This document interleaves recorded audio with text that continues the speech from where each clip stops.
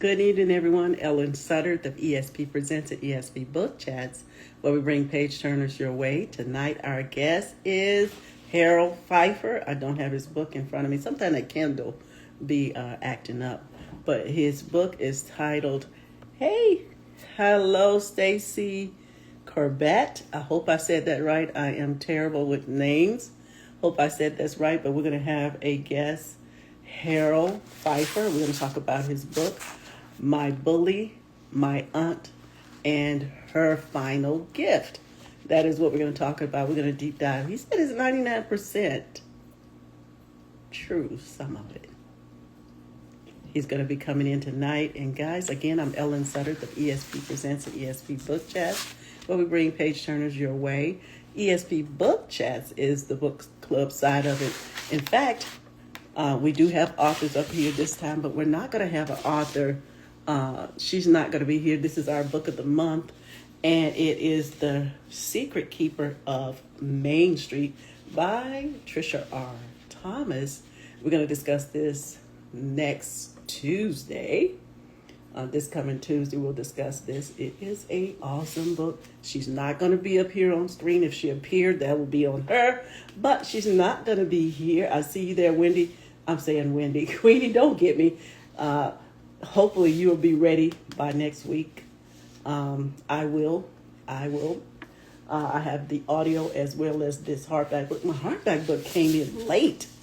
And I thought I had the full book when I got it on Kindle. It was a sample. I thought it was the full thing. So I was listening to it. But jot down your notes. Hopefully you'll be there with us. And also we do have shows coming up. We do a wisdom show, which is audio. And let me see if I had him to come in. Let me put this in here. We have an audio show. It's called Wisdom. There we're talking about autism on Mondays. And let's see, I don't know if he's gone. Okay.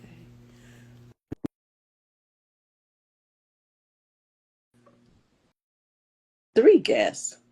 And we talked about autism with William McCrary. Hey, there How you we are. doing? You came. I guess I didn't send you out the thing. I didn't see your lights on. Okay. Now your lights on. This is our final. Thank you for coming Thank in. you. I couldn't. I was gonna try to read the whole thing, but I couldn't push through. I kept seeing so many wonderful things, Okay. and we're gonna talk about that funeral. We're gonna talk about. It's just so much stuff. I don't know if people are reading it slow, reading it fast, but I deep dive into books, and I deep dive, and I saw something else. You don't know, but I went back. I said, "What?" Okay. So then I went forward. So I am like almost through. I don't know how much percentage, but I'm almost through. Okay. But I looked at the funeral. I looked at you and your brother's relationships, Mhm. your mother relationship with her sister. And so let's just get started. Tell the folks the backdrop of who you are and your book, backdrop of your book, and why you penned your book. And show it to them because I have it on Kindle, but I don't like Kindle be disappearing when I try to show. Yeah, I'm Harold Phifer. I'm the author of My Bully, My Aunt, and Her Final Gift. And here it is. It's available. You can get it immediately on BookBaby Bookshop, or you Amazon.com. And Amazon, the book's on back order. They're flying off the shelf in Amazon because popular book site. But probably you get about 2 weeks if you go to Amazon. But if you want it immediately, BookBaby Bookshop. But you get the audiobook and the Kindle ebook on Amazon.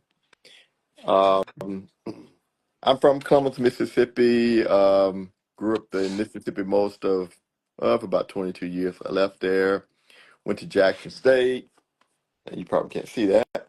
And Yeah, graduated you from Jackson. look a little blurry. I didn't want to stop you, but I wonder if it's just on my side. Queenie, does he look blurry on your side? Stacy, does he look blurry on your side? And sometimes it comes up clean on the other side, but it might just be me. But it was a little blurry. I think it's better now. Right. And Okay. you said Columbus. Yeah, Columbus, Mississippi, and went to Mississippi State first, and went to Jackson State. After I left Jackson State, I started a career in Memphis, Tennessee, as an air traffic controller. Did that Ooh. for 23 years, and kind of wore out my welcome.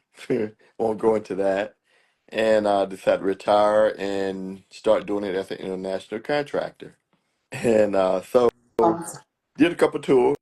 Iraq, started there, then correction, Afghanistan, then Iraq, and then Guantanamo Bay, Cuba, and now back in Iraq. Hmm. Wonderful, wonderful, wonderful. We're going to look at these things here. I'm going to resetting here. Again, I'm Ellen Sutters of ESP Presents and ESP Mhm. Book Chats. Where we bring page turners your way. My guest is Harold Phifer. We're talking about his book, My Bully, My Aunt, uh, and her. Now I just messed up because I had it. My Bully, My Aunt, and Her Final Gift. Right. Let me know if I You did got it that correct. right. Okay. And so we're going to talk about some things that I've deep dived into the book. And those of you who are reading the book, hopefully you deep dive into, because it's a lot of stuff toward your mother's, from your mother's mental illness, from your aunt's meanness, no other way to put Right. it, and other people that in the church that seemed to me was your community. Whether you saw it as your community or not, there you had Alice, you had, a couple more people, and your brother Jerry, and I almost want to call them Tom and Jerry. I don't Tommy. know Tommy. if Yeah. You're right. just for what how they act. They how they act in the book. So we're gonna get started. So you talk about moving to Afghanistan and stuff that happened before that, but put your finger on the Afghanistan. I want to Okay. talk about Aunt Kathy's funeral. Now you talk about how you and Pastor Keith kind of officiated the funeral, kind of making it be the best spiritual funeral that you can make it Right. be, and send Aunt Kathy on to heaven. Right. And so I look at you while you're doing that, and I like how you reached out to your siblings, and you went by, Jerry's, Terry's house, and you went by Tommy's. Right. Okay. And so the things that I saw with you, you had your friend with you. How you say her name? DeRay or Daya. Daya. Daya? It's pronounced so different. Deay, right? Daya. DEY. I don't know why I didn't. DEY. Daya. Yeah. Deya. Okay. And I seen that, and you said she's funny, voodoo, whatever. I don't know if she really did it, but taking those down that road with you to your brother's Right. house and going over to your brother's house. I think Terry, Jerry. give us Jerry. a back, Yeah. Jerry. Okay. That's I okay. seen your eyeballs, and I'm like Tom and Jerry, so Terry. Yeah. And I seen your eyeballs go. I say, am I saying this right? So Jerry and Tommy. So we cannot call them Tom and Jerry, but it seems like Just, you would. But yeah. anyway, Right. your brothers, with all of you guys, Hmm. your mom has Right. schizophrenia. And I'm wondering, as young men, from a childhood to manhood, but let's first backdrop. You seem like to be, I guess I would say, the perfect one out of them, but I don't want to say that Okay. because your life went different, and I wanted to know first those that are listening on. Wendy, Queenie said blurry, but I hope you're better now. But give us a backdrop of Terry and Tommy, and then I want to just kind of look at y'all toward manhood with a mom who has schizophrenia, with an aunt who I think she probably did her best, but she's Yeah. mean. And so, what's their backdrop? What the character? I want to know their characteristics because you do tell it in the book. You gave a character definition of both guys. So let's talk about Jerry and Tommy. Jerry was spoiled by Aunt Kathy, and um, and Aunt Kathy and even my mother had this colorism. I don't ever remember my mom spanking Jerry. He's my older brother, but um, she didn't necessarily spank me, but I got what knocked out of me a bunch of times. Mm-hmm. Okay. Mm-hmm. Don't ever remember her doing anything to Jerry, and of course especially Aunt Kathy. Aunt Kathy spanked me a lot. Not Jerry. He was just the kid that untouchable, and he started to own it. He started to wear it, and it bothered me, because I'm like, you're my big brother. You're not the king, and he relished being, you know, untouchable. So but still, we would have made it, except Aunt Kathy was doing all she could to split us up. And like I mentioned, in the story, You were wait. Hold on. Don't right, go too far. So you're saying that Kathy made her best. You do sprinkle that in the book. She made it her best hmm to make you guys right, separate. right, Sound like divide and conquer. right. It's something I wrote that you said about Jerry, and then we'll go back into it. I had to write it Okay. down. You said, and you said that Jerry, he could torch the place, light it up with fluid, hmm and Kathy would probably give him a box of matches and give him a lollipop for good effort. Yes. Wow.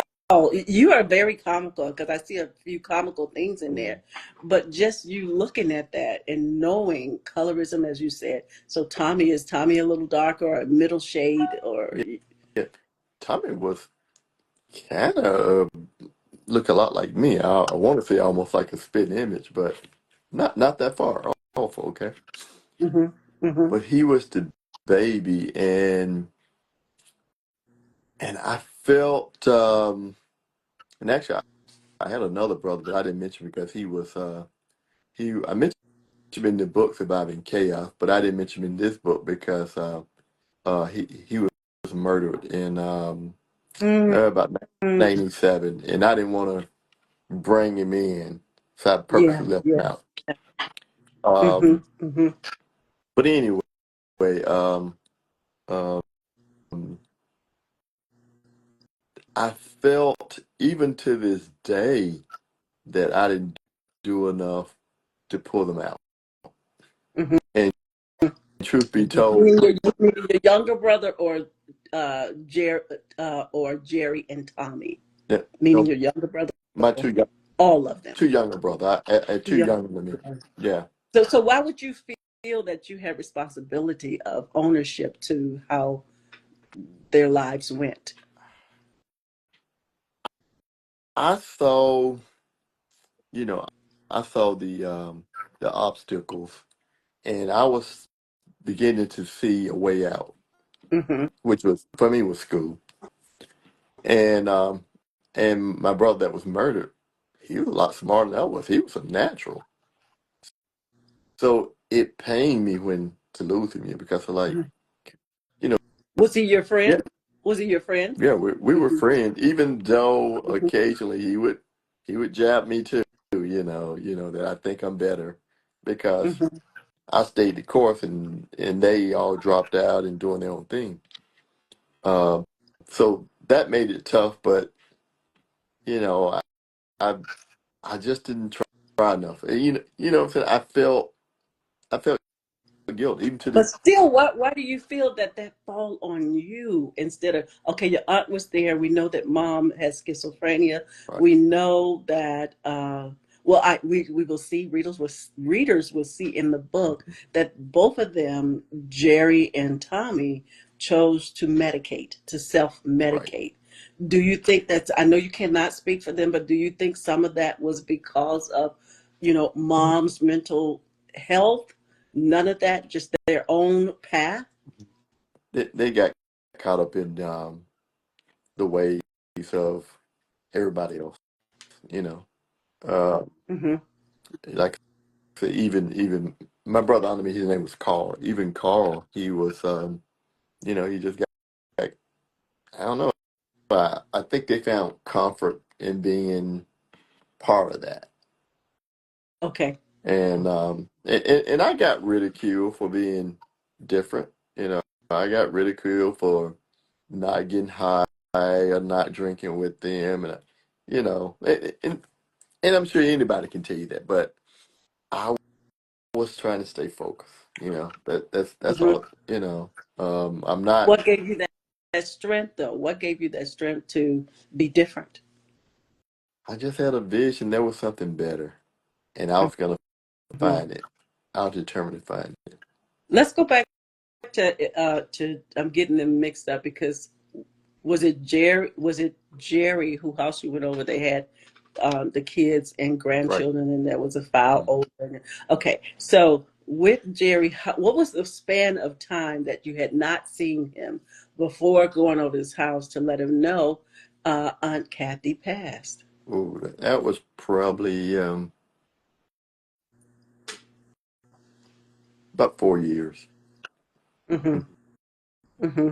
So, what do you think was the venom, or what was it that he, other than being his, I guess I don't want to say best self, but best self, because you do say this is like so like him of both of Mhm. them. So, did you think it was going to be any different going to the house and telling about Kathy? Did you? I mean, Yeah.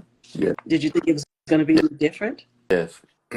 um, I think I may have mentioned last time that I called when my Kathy was in the hospital with about to have surgery for quintuple Yes. bypass.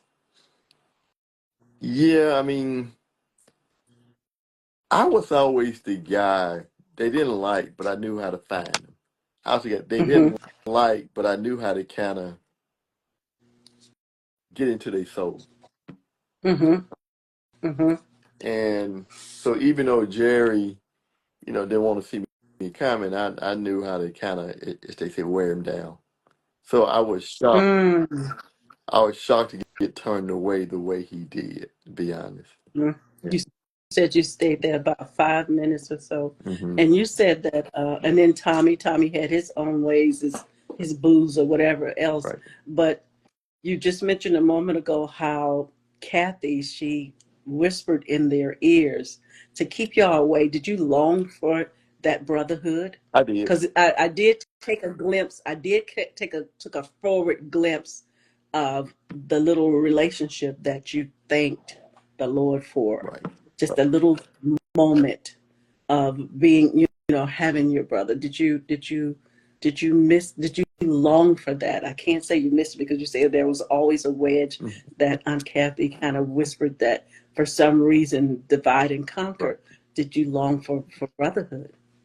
Oh, definitely. And I don't want to sound too great, but I knew I was kind of the only hope. Mm, And okay. and and I tried. I spent a lot of time, and even I hurt myself mentally Hmm. trying to pull them out. And Wow. I hate to say that, but I did. Yeah. And Yeah. Yeah. um, kind of like you stayed too long, kind of thing. Yeah. Yeah. Yeah. And Yeah. yeah, I got burned by that. But yeah, I knew how bad mom was. Um, Hmm. I lost more hope in Jerry because I knew he relished how Aunt Kathy treated him, and he loved it. He was the top dog, and you know, he could go and get her car. He could get money from her. He could, he could stay at her place anytime he wanted. Um, but the rest of us could. Hmm. And Oh, just him. Tommy couldn't even graze the door no, like you. Just him. yeah, So was he like high yellow or almost white or what was it? he was high yellow. Yeah. What about Kathy herself? Was she kind of dark skinned, or I know it was a lot of Yeah. colorism. We always talk about colorism, and so we do it to Yeah. ourselves. Yeah. Yeah. That if you light skinned, we know it happened during the diaspora area and Jim Crow Mhm. era, but we are really hard. You're gonna get me for this. We are really hard on our Yeah. color. That like me, I don't know. One summer I was orange. Okay, literally orange. Okay. Literally orange. Okay, Mhm. and so and then when I met my husband, I was probably a little lighter than what I am. But I never I always consider myself a black woman, regardless Right. of if Right. light skin, dark Mhm. skin. You know, and so this is the part. It was a guy. I don't know his name. It was either basketball. It wasn't football. It was basketball, I believe. Mhm. It could have been football, between the two sports, okay? Mhm. And the guy was dark. I mean, like black, like the color Right. black. And I didn't even know he was standing there. We looking at TV and I couldn't see him standing there, even though he had his football stuff on, he had his face out, just said, and he was standing there. And I was like, and he smiled. I was like, oh my goodness, he is too dark. You know, Okay. we do Right. that. I mean, he's Yeah. black and that's what we want. We want, but we have a certain type of stuff within us that we don't want you too black. Right. Us, Right. you know, we'll embrace you because we're black, but just not too black. I'm gonna stay out of the sun so I won't get too black. If you get in that sun, you don't need suntan because you don't need suntan lotion because you're already dark. And I found out that black people do need suntan lotion because my grandson was peeling, and that's when I realized black people still need. Anyway, that's a different That's story. okay. But looking at your siblings, I'm going back Mhm. to what I was going to say about Kathy putting a wedge between you guys, Mhm. and uh, that when it came to the funeral time, or maybe let me just go back a little bit, still in the manhood, when your mom's mental health, what did that, how did it, or if it affect you guys' growth? Because I know you told us a talk ago that you was not only just your mother's son, you was that crazy lady's son. Right. So did it affect you guys in any way from childhood to manhood because of your mom's mental illness? Oh yeah. Oh yeah. I would always try to not be seen or not be heard. And Mm-hmm. mind you, I was smart as all get out. I could, you know, could deliver a speech. I could, I was curious and and probably, come up with great bunch of great ideas. But people use my mom a way to make them feel better. You know, Mm-hmm. like I would make better grades, than almost everybody. But they would kind of knock the luster off by bringing her up, or trying to humiliate me in front of everybody, about my mom, or Mm-hmm. or if some girl gave me a little shine, and boom, they had to bring her up, or Mm-hmm. something she did, or something she said, or yeah. So Do you it think was. that was? Do you think that was your? Go ahead. What you were about No, to say? I was just gonna say it would paralyze me. If yeah. Mm. So do you think, because you said you would often hide yourself, do you think that part of that was your mechanism within your family where you was not seen anyway? Hmm. Yeah, yeah, true, true. But then, God, how you put it? I noticed, well, looking back, I noticed as I thought I got from under that, um, my mom and going to college and all that, I kind of learned. I started. I would say too much, talk too much because Mhm. you're not used to being heard. You're not used to, you know. So I was kind of the person that always put his foot in his mouth, you know, Mhm. and that's where it come from. I could never Mm. talk or never uh, be considered, or nobody ever cared what I had to say, from, Aunt Kathy to people in the community to the people at school. So once I got from under that, I kind of was the guy that, yeah, you talk too much, you say too much. It's But they wouldn't listen in the first place. It was invisible to them. So now you went from that. right, Is it right, because of the college knowledge? You know how you think you sound because you went to mhm, college. You go up there, right, you got a little knowledge now. You can talk. right. You know. So But did you ever hear? Go ahead. I'm no, sorry. I just gonna say, like I said, once I got from under that kind of, I guess you can say being held down, I overdid it, and so I kind of rub people the wrong way because I talk too much.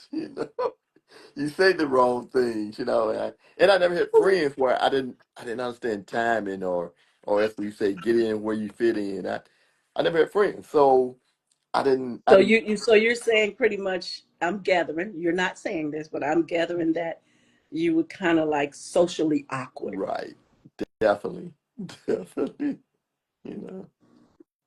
Well, had you ever heard your mom, or would have like her mom ever embraced you, and for that moment because of her schizophrenia? Did you know from the moment, those small moments, that she would hug you or say that I love you, or any one of you guys?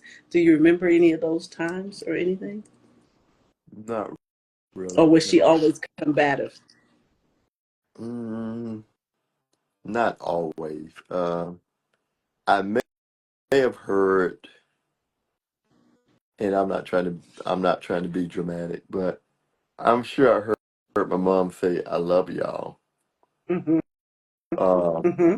I can't count the times though. I mean, like two or three maybe in my lifetime. Mm-hmm. Um, I never heard of. I don't think I ever heard her say, and just bad memory, say, "I love you." Um, I do have a story though. I always got stories. When our school Do in, tell. Do tell if you like. Do when tell. our school integrated, I don't want to tell my age, but when our school integrated, so there's a little white kid, and we were ours in the this time in the fifth grade. This white kid would kiss his mom every day before she left. She'd drive him to school, and he would kiss her. I thought that was the weirdest thing. Like I would never kiss my mom, Wow. and probably would never say I love you. Wow. Mhm. It blew my. Do you think, wow, you said blew your mind. Do you think that you kind of loaned some of that? Oh, oh yeah, oh yeah. I know, and I'm sharing that. I know when I was a dating age, looking for a wife, I know I wanted her to be nurturing. I know I did. You know, I never said it, but it was, it was there. Yeah, it was there. Yeah. So just like you said, you've seen him kiss his mother, but you didn't necessarily get that before seeing him do that. And you said just a moment ago you kind of want that nurturing. Where did you get that from to even want that type of feeling when you wasn't getting it in some sort of a way, not getting it? I Oh, knew I never got it. I knew I missed it. You know, mm-hmm, I knew. mm-hmm. Um, yeah, it's weird, and it's kind of telling my inner life, but yeah, it was weird. It's okay. It's okay. I mean, that's the truth come out that way. We can understand the inner uh, depth of your book because, like I said, I couldn't. I tried to finish it, but it was so much more in there. And I'm reading it, and I'm seeing. It's a good book. Thank you, thank you, When I finish at the end of it, it's a 5 star for me. thank you. Okay, It's definitely a 5 star for me. And it could, because I love family and I see the dynamics of what's going on. And I may have told you, maybe you may not remember, is that my dad, his mom, I don't know what happened, but she was mentally ill. Mm-hmm. That's all we know Right. her to be. So I didn't get a chance to know her. I thought that she was in a nursing home. And as I got older, I realized she was in an institution. Okay.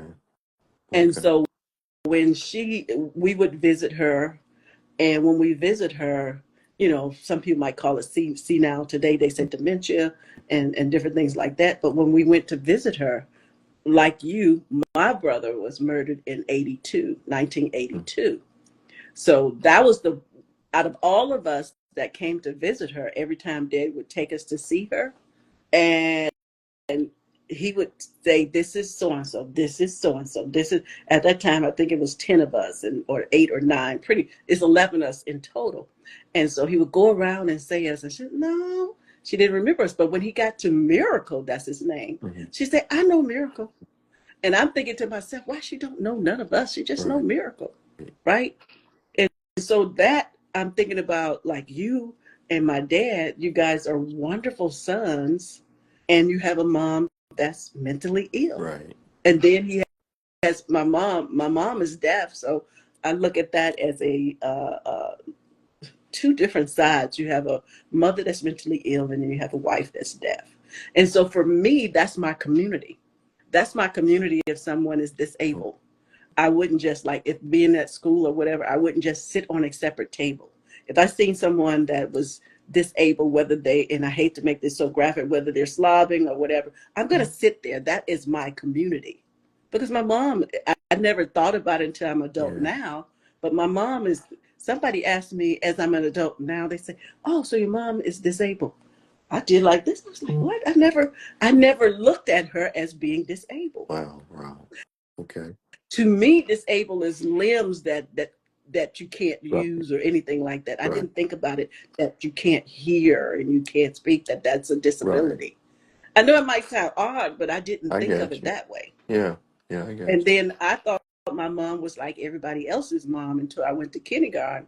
And then they say that your mom is deaf. That's that deaf and dumb lady, blah, blah, blah. They wasn't saying nothing but blah, blah, blah. So from Wow. the time of kindergarten to 14, I found myself fighting, Right. Right. sometimes verbally, sometimes physically. And I realized that fighting is not going to make it Right. better. So I had Right. to, by the time I'm 14, I had to realize that this is not good for me. Right. It's it's your problem, not mine. Right. You get over Right. it. Right. Right. Yeah. So it seems like the difference comes when you're in Yeah. school. Yeah. I got one of those stories. I think I mentioned in my book, Surviving Chaos. Um, I was about 14 and I'm at the park and counted girls to give me a little attention. I'm feeling, feeling okay, right? And all of a sudden the guys get jealous, and all of a sudden start talking about my mom. My mom's name was Life and just start throwing her name out and that's Miss Life's son and everybody, oh, and they kind of start to dissing themselves. So I'm like, oh, well, it's time for me to start whooping some, you know what? So so the guys that were doing it, they start getting their distance. Well, there's a girl that was mentally challenged, instead of her running away like everybody else, she she marched to me and she gave me a piece of her mind. She like, your mama is Miss Lava. And she's stuttering. She said, your mama, Miss Lava. And I'm sitting Mm, there like, wow, this is really deep. My mom, how much they know about my mom. And your mama rides a bike. And I felt totally defeated. Like, mm, yeah, I really did. It's like everybody else, for good reason, no, I might react, but this person, I'm not gonna do anything to her, but it's so bad that someone who mentally challenged is belittling me. And that's Mm. how it hit me. That's what I'm saying. Like, golly, it's Mm. bad. Did it seem like maybe I always try to see some good in something because my kids tell me I always try to see some good in something. Right. To me, just hearing it, maybe I'm wrong. You know what your experience was, but to me, just hearing her talk to you like that, I felt like she knew something. I felt like she was like saying like me without saying like me. Your mom rides a bike, it was more It, harsh. It was it more was harsh. more, she knew all the people that ridiculed me and my mom. Wow. And of course, So at that and of moment, you course, said you felt this small. yeah, she had been around. She's, I hate to say program, but that's where she got it from. And she just letting out what she had picked up. And Mm-hmm. I was sitting there like, Jesus Christ, this is really bad, Mm-hmm. Yeah, Wow. yeah. But anyway, You walked away from yeah, that. I mean, what happened? You just left, or yeah, you yeah, just of left, course, yeah. or you didn't give her a piece of your mind. You just felt like No, she's no, mentally challenged. Like no. she's mentally challenged. I'm gonna leave it alone. Right now, Or you did say no, something. I was bigger than saying something too, bigger than that. Mm-hmm. Mm-hmm. But Mm-hmm. um, another totally different. I realized how I have a coldness, and it's from not being nurtured, right? And Mm-hmm. before I married my kid's mother, um, I had my daughter out of wedlock. So I'm getting my daughter like every other weekend, right? She spend the night with me. So she's about 3. So I remember we're sleeping and she's sleeping in the bed with me. She's about 3. So she would touch me and I would move. Whenever I felt her body, I would move. She would touch it and I would move. And all of a sudden she goes, Daddy, hold me. So you didn't even know how to do that. That was awkward. Hmm. Oh, oh wow. Wow, I never even thought about that. Wow. So even with your mom's challenges, Hmm. how did you perceive that? Okay, mom is schizophrenic, Hmm. not getting hugs, this, that, and that. I'll use myself as example. Then I probably could best say my what I'm saying by that. Like my mom being deaf, okay, and somebody may say, you know, somebody may say, my mama used to tell me this, so I got a lot of mama stories. And then I started thinking, I said, I don't have any mama stories. I do, but I Right. don't. I do because they were in sign language, but I don't because I couldn't communicate it I back. got you. Because I had at that point wasn't interested in knowing sign language. I know it now more than passable. Somebody can walk through that door and we gonna sign together. Is that right? But in saying that, you you like me, I'm not saying you like me, the mama stories, we possibly don't have none. I Right. can't say that you don't. I You don't. know what I'm I saying? don't. Not very And many. even when they say, yeah, and even when you say like, uh, my mom, when I started being interested in sign language, it felt like I was talking for the first time because she told me her favorite color. She told me that she went to school. She used to box and all this stuff that I could have known when I was younger. Okay. But because I wasn't interested, you know what I'm saying? Hmm. So, did you know anything, any inner thing about your mom? Did you and Kathy talk about it other than I mean, it was just a silence? It was no to the nothing. point, I know nothing about my grandparents. I mean, Me either. they passed. Yeah, they passed nothing on it. Yeah. Same with me. Same with me, Harold. I couldn't even, I seen my great grandmother one time and she passed in 1993. She was 93. Wow. Okay. So I didn't have those stories or didn't have those things. But what you said about your beloved daughter, and she coming from a family that probably embraced a lot, and she had to. Did you hug Yeah. her? Did you feel that She. moment of what she was really really asking for? Yeah. And did it dawn on you that that's what you hadn't Yeah. It had? did. It did. And So it I was kind of I taught you was something. silently embarrassed, because Wow. yeah, Wow. yeah, How old is she today? 36, you know, yeah, She's my youngest daughter. Well, my youngest daughter will be 36, so yeah. she's my youngest daughter. So with we see a lot of things that you and Kathy and your siblings that it was just seemed like it was just did you like the family you were in? Oh no.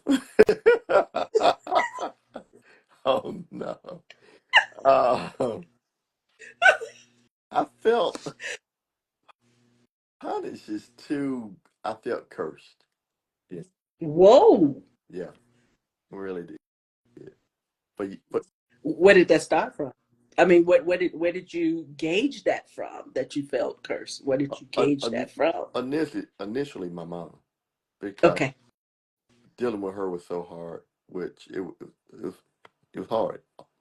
And then Mm-hmm. Aunt Kathy would be second. Um, Mm-hmm. and wrongly or rightly, I blame Mm-hmm. Aunt Kathy for not only Jerry, but for my other two brothers. And Mm-hmm. because we were afraid of her. And all she had to do was say, y'all better go to school, and they would have went. That's all she Mm-hmm. had to do. She didn't have to check to see if they went, you know. All she had to just say, y'all better go to school. And What do you think was? Go ahead. Go ahead. she was so into Jerry that she didn't have the decency to do that. I mean, Mm. she didn't tell me I better go. I just went, you know. Mm-hmm. I had nothing better to do. It's the only thing I was good at, on a Mm-hmm. place to get a meal, I went to school, you know. Wow, that's what we did. It was 11 of us. Yeah, We ate good when it was schools. The right. summertime, they had the summertime school where you can get food and stuff. But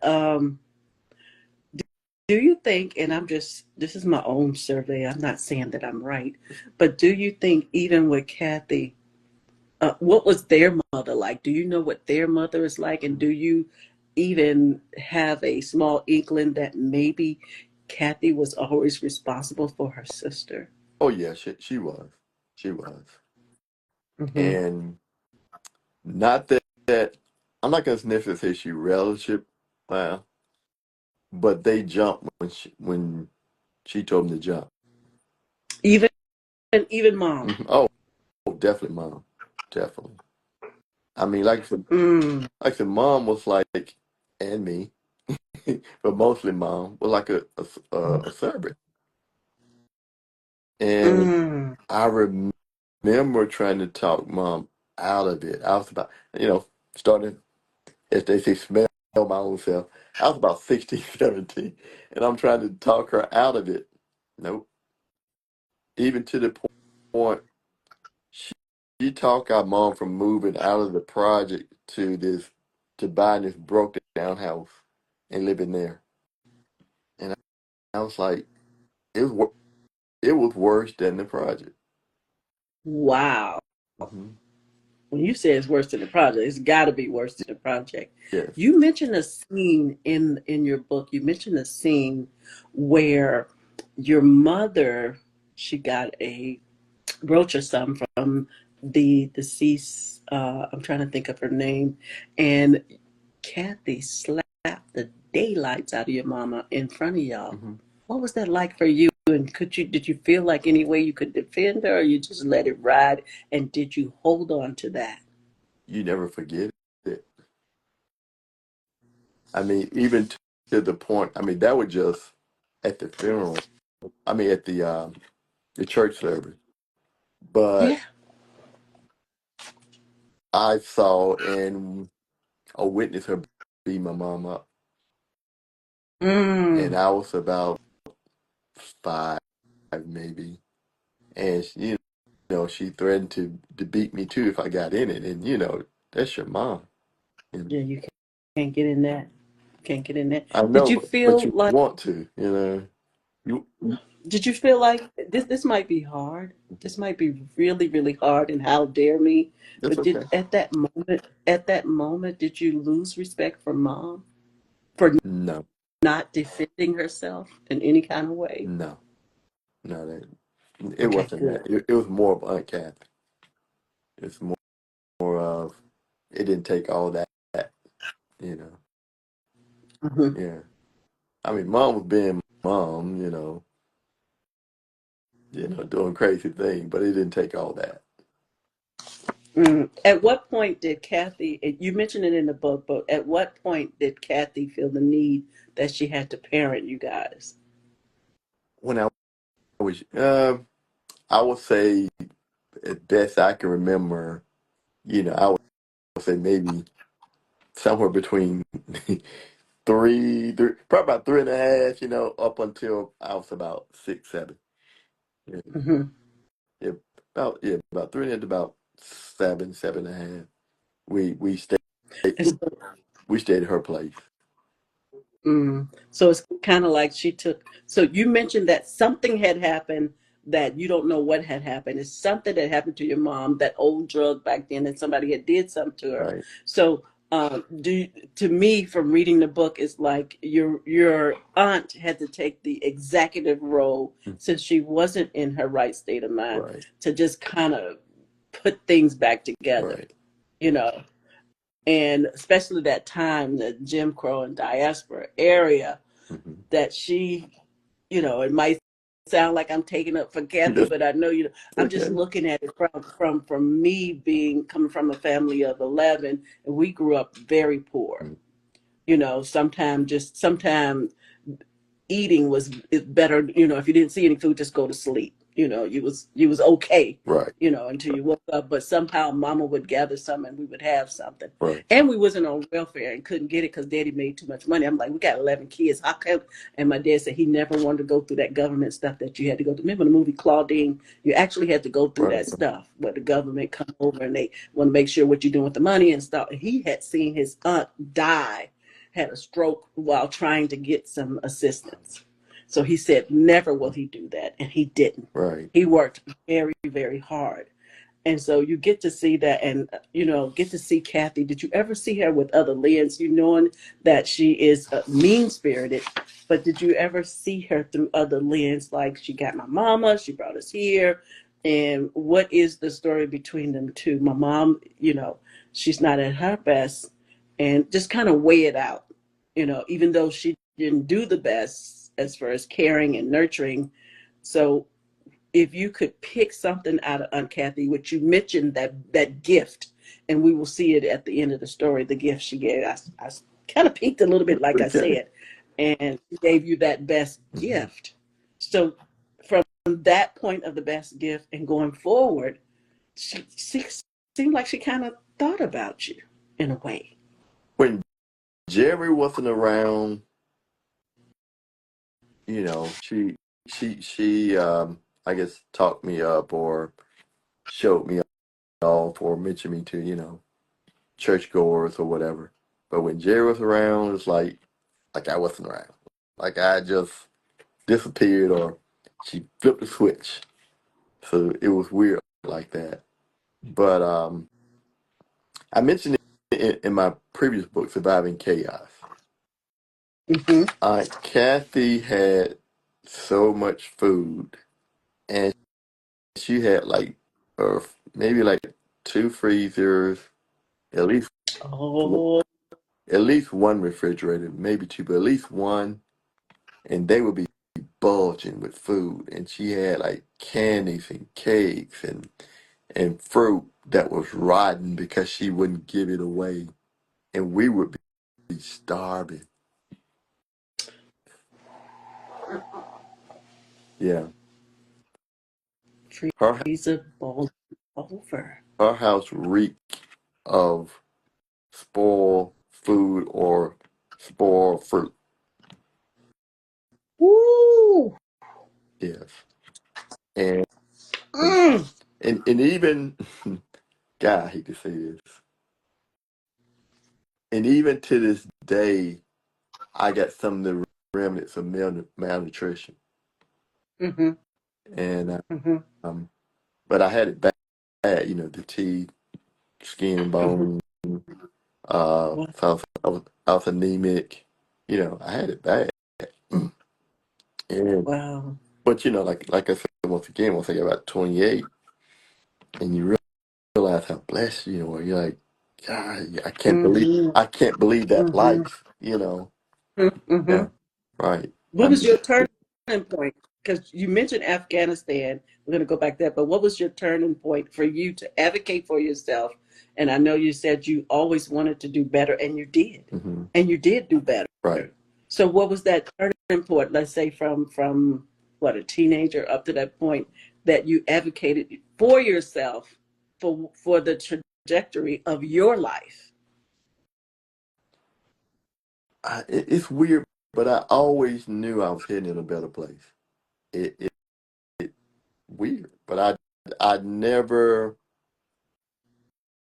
There were times I doubted. There were times I was afraid. What I'm saying, I feared a Hmm. failure. I'd be lying to say I didn't, but I knew I was going to a better place. I knew I was gonna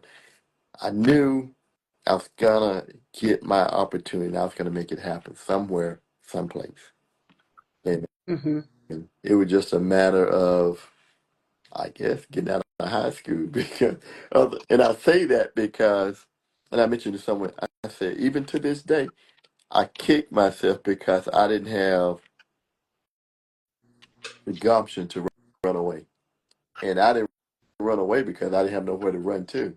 Didn't have no relative that had some sense that I would No, run to. nobody would have looked for you or went after you. Is that pretty much what you're saying? Nobody would have looked for you Right. or went after you. Well, and would have sent me back. So I'm like, Wow. yeah, so I'm like, I'm not going to live on the streets. This is better than the streets. So I'll do this until I can get on somebody's college campus or But whatever. you did do the right I, thing. You did the better thing because to beat yourself then, it was in your what everything that happened to you, and I heard somebody else say this, I didn't coin mhm, this, but things that happen to you is for you. right, right. I guess so. So I guess so. so even with that, and you didn't do it at that time, you didn't think to run away, you didn't think to do that, and then you got your mama, you got your aunt, you avoid all that hardship to me, putting it on them, and just did it the right way. When you left, you left. Right. You mentioned Afghanistan, but before Afghanistan, we still, ooh, our time is flying. This is so good. Okay, so a little sprinkle, two things. I'm gonna go over just a little bit. A little sprinkle of the funeral, what was going on in the funeral, and you're getting your brothers to come, but the disrespect on that you seen with your eyes, the way they came to the funeral, and then tell us about, leaving and headed toward Afghanistan. So the funeral scene, it was so much going on in there. The brothers finally came. They came at their best selves, and some, you know, Jerry didn't. But anyway, made a big scene about, you know, Tommy having his booze, and they kind of found out. But tell us about that church scene, how, the funeral, how you tried to reverence Aunt Kathy. And I thought it was okay because some people you'll see that you did good. Some people you'll see at funerals, I haven't seen close on me, but people will come in. If they're gangsters, they might slap them, blah, blah, blah, and not honor the dead. But you wanted to honor her. Yeah. What you said that happened to Pastor Keith, the lint coming off of it fall right into the casket. That's funny. So just bring us to that scene, I mean, the funeral scene. he was holy. He was that heavenly figure. I use that term, and I shouldn't be surprised. That something out of this world is going on with Pastor Keith, right? But yeah, I was hoping we would make it normal, coming to give our respects and be out. Um, I knew at some point Pastor Keith was going to call me up. I figured, I do what I can, tolerate it, but it was going to be hard because I had I still had resentments towards her. Mm-hmm. And that was tough. Seeing everybody there, I was curious, I kind of knew their sentiments about her as well. So even though I was very curious, I wanted to see how they would handle it, and they did in their own way. Okay. They did. And They and did. and Pastor Keith though, he started letting on too thick though. You mean he was exaggerating a lot more Oh than boy, it was he exaggerating. and you sat through that? Did they look um, at your face, your expressions even? well, I sat through it, but like I say, I embellish in the book about every time he lied, I would beat on the casket. I was Yeah, you said get a wooden casket. That casket that she ordered, you know what cash you want. Just get it a wood one so I can beat on right. it. I was believing it. I was believing it. Well, I kn- About the wooden casket part. People do change their mind about the right, caskets. But right. she was casket sharp though. Y'all had Oh a yeah, casket sharp. oh yeah. I mean, and I knew he was embellished, but he went pretty deep. He went pretty deep. He sent her on to heaven. He got him there. Stop it! Stop it! You said that even Satan wouldn't even want her No, I there. knew. I'm Yeah, like, whoa! no, no, she too headstrong for Satan. I was like, what? He don't want that down there. But she did do a lot of. She did have control of a lot of things in that church, Right, and like you said, she was one of those who had the one of the parishioners that kept the church afloat, right, as they say. right. Yeah, she did. Yeah, yeah. So Afghanistan, and we tell the folks where they can find you at, and now Afghanistan. Okay. Um, like I said, riseandread.com is my website. You can go there and find out all my books. Of course, the book, My Bully, My Aunt, and Her Final Gift, is definitely on Amazon.com. That's the one, that's the big one. But also at bookbaby.com. Like I said, Afghanistan, it was kind of weird. And I say weird because of that pulled me out of where I was. I went to get Afghanistan. I was a broken person before I went there. I had gotten Hmm. divorced, lost my kids, lost my house, car, bunch of money. Um, so by the time I went to Afghanistan, I mean, it was kind of like you got nothing to lose, even though I almost lost my life. I had, yeah. So it helped get me back in the road and back where I felt I should have been going. I'll put it like that. Yeah. Hmm. And this was due to military going that way, or you just say I want to go to Afghanistan? Because I don't see where it said that. Maybe I got to go a little bit further No, to no, see where it said. no, no. That come from back in the original book, Surviving Chaos. Okay, Um, okay. how I found peace at a beach bar. I um Mm-hmm. I got a chance to go. Um, long story short, um, I pretty much got fired or came close to anyway. So instead of firing me in Houston, they demoted me. Like, I'm not gonna say I was making about one third of what I was originally making. And well, once you go one third of your salary, I still had deal for the other two thirds. Okay, Right, so right. so I was trying to stay afloat, and and I knew if I could make it to retirement, which I did. I make it to retirement. I had a chance to go to Afghanistan, and who knows, and I did, and that's when things started to turn around. So That is so good.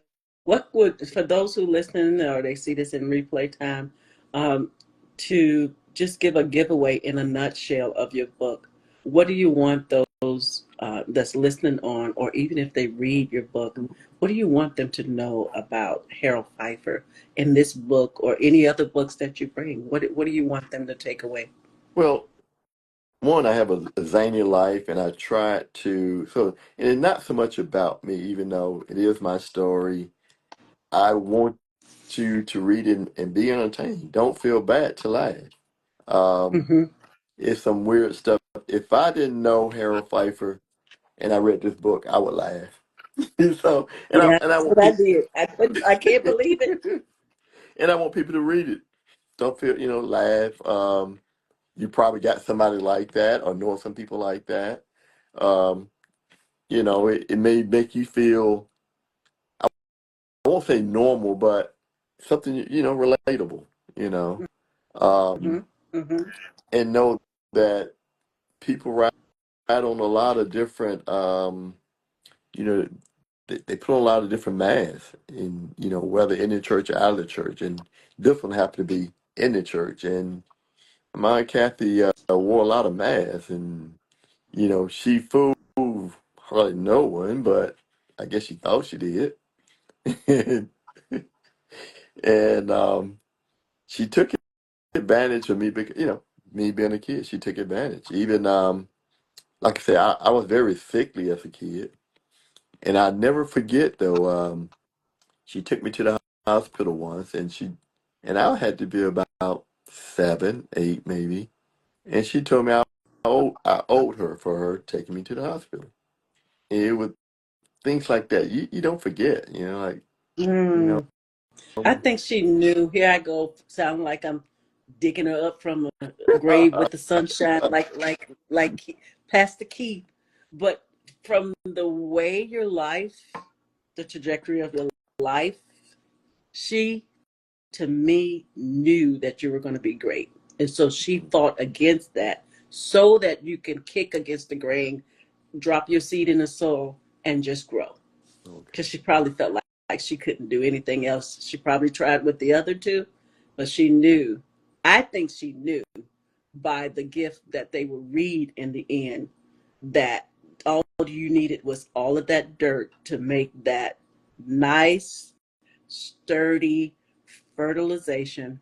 No matter how dirty it was, she knew you were going to grow. That's what I think. Uh, well, yes, but she wanted to control me, and You that did.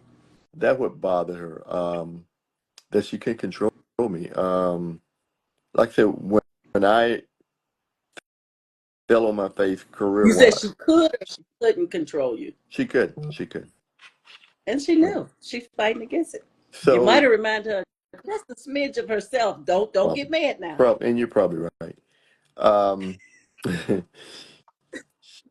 when I stopped dealing with her, she wanted to see me fall on my face, and once I unfortunately did, like a fool, I called her up, and I wanted to borrow some money so I could buy a car.